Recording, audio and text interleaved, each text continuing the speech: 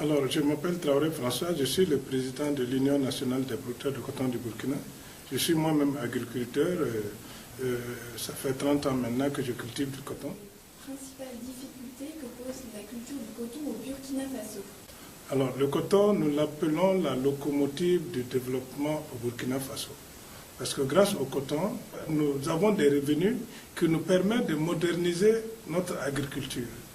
Et nous avons des revenus qui nous permettent aussi d'augmenter la production en céréales. Voilà ce qui fait que la jeunesse burkinabé, on a pu la garder. Tous ceux qui font du coton ne vont plus à l'exode. Nous, le coton est important. Alors, nous avons eu un certain nombre de problèmes ces dernières années. D'abord, le problème du prix du coton, qui baissait d'année en année. Alors, un autre problème, c'est la fertilisation, qui est la cherté de l'engrais, qui d'année en année augmente de 20 à 30%. Alors, le troisième problème, c'est le parasitisme. Parce que pour cultiver le coton, il faut traiter le coton avec des pesticides et pendant 6 fois minimum au Burkina. Alors, il se trouve qu'en une année, en 1998, nous avons eu une invasion. Cela a fait que le Burkinabé, au lieu de traiter 6 fois, a traité 18 fois. Alors, quand vous traitez le coton, et 2 heures de temps, et avant 2 heures de temps, s'il y a une grande pluie, le produit de pesticide que vous avez mis est lessivé. Vous devez donc reprendre. Et généralement, les producteurs, ils ne reprennent pas, parce que ça coûte cher en temps et ça coûte cher et en argent. Pour un traitement, nous dépensons au moins 7 000 francs. Alors ça baisse le rendement parce que ce n'est pas sûr que vous avez pu entretenir le parasitisme. Alors l'autre aspect, c'est que le producteur, il est obligé de faire des va-et-vient. Et généralement, d'un appareil à l'autre, pour 1 hectare, ça peut aller de 10 à 15 km à marcher pour 1 hectare.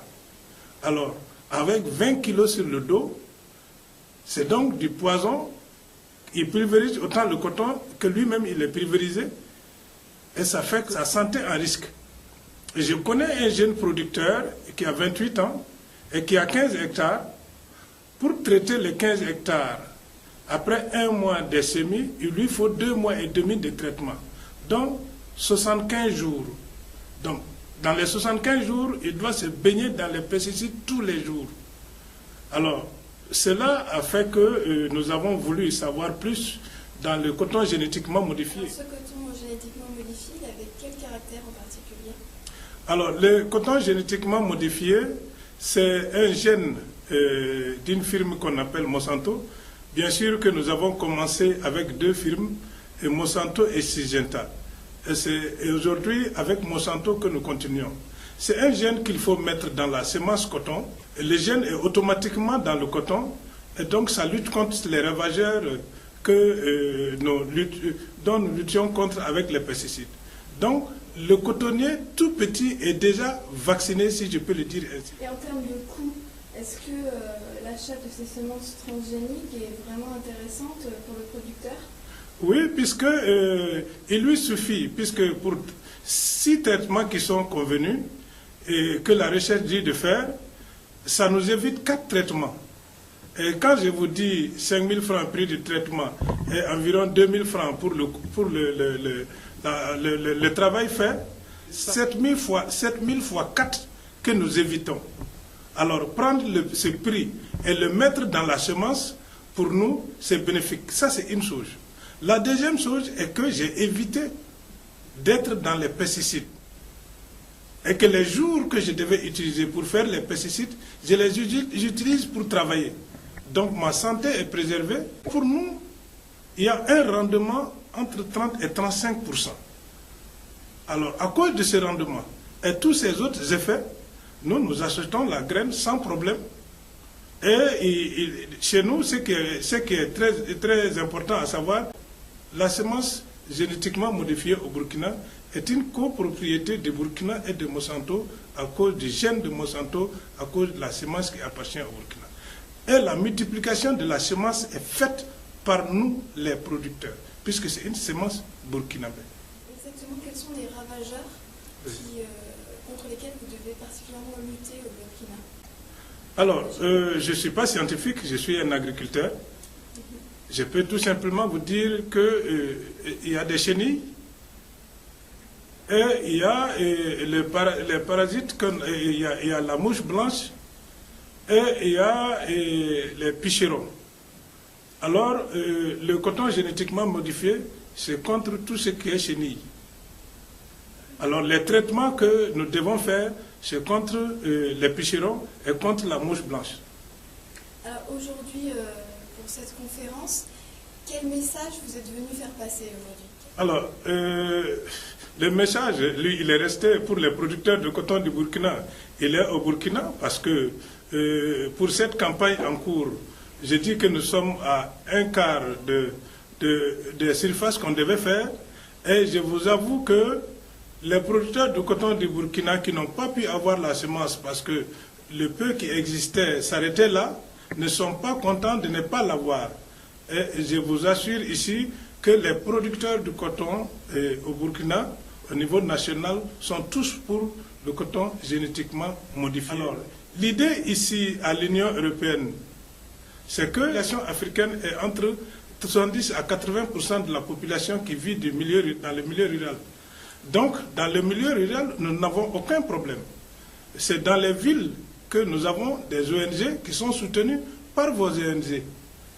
Et dans le cas de l'Afrique, nous connaissons à quel niveau de pauvreté nous sommes. Donc, tout l'argent de ces ONG pour, en tout cas, faire une manifestation ou soutenir une organisation, tout vient de l'Europe. Alors donc, très souvent, l'argent est reçu par l'idéologie, pour l'idéologie de celui qui a donné l'argent. Donc, du coup, le fait que l'Europe, aujourd'hui, est réservée par rapport aux OGM, c'est ce qui est véhiculé en Afrique par les ONG, par les médias européens.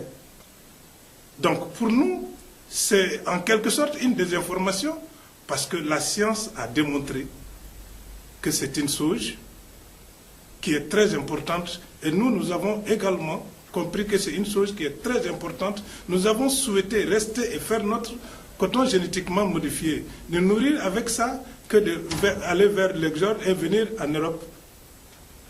Et ça, nous avons trouvé que ce n'est pas bon. Et le dernier message, c'est que l'Europe, après la guerre 39-45, était unanime à adopter la technologie. Maintenant, je dirais que l'Afrique, au lieu d'une guerre 39-45, veut sortir de sa guerre de lutte contre la pauvreté. Et ça nécessite une technologie. Il y en a qui nous disent que la semence que nous avons en Afrique va disparaître et on sera dépendant. Cette semence, nous l'avons pendant 200 ans et nous n'arrivons pas à nous nourrir avec. Ça ne nourrit pas l'Afrique. La preuve est que l'Afrique reste le pays importateur et à près de 80% de sa nourriture.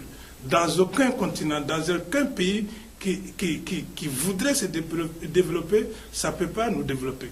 Donc c'est pour dire à l'Europe ici, nous avons opté pour ça. Et nous ne sommes pas les seuls. Le coton cultivé dans le monde aujourd'hui, il y a 52% du coton cultivé dans le monde aujourd'hui qui est OGM. Et l'Europe a le partenariat avec tout ceci. L'Inde, le partenariat de l'Europe et l'Inde, le partenariat de l'Europe et la Chine. Et avec le Brésil, c'est bien ficelé. Tout ceci, c'est des gens qui font les produits génétiquement modifiés à un niveau bien élevé. Et surtout que certaines de ces productions, comme le soja, est consommé en Europe. Alors, comprenons-nous, nous avons une histoire qui nous lie, nous et l'Europe. L'Europe a intérêt à ce que nous développons, parce que ça va de l'image de l'Europe. Et notre pauvreté, nous vivons aujourd'hui, dont profitent certains nouveaux pays développés, et souvent la Chine est indexée, est due à ce que nous avons traîné avec le développement dans notre partenariat.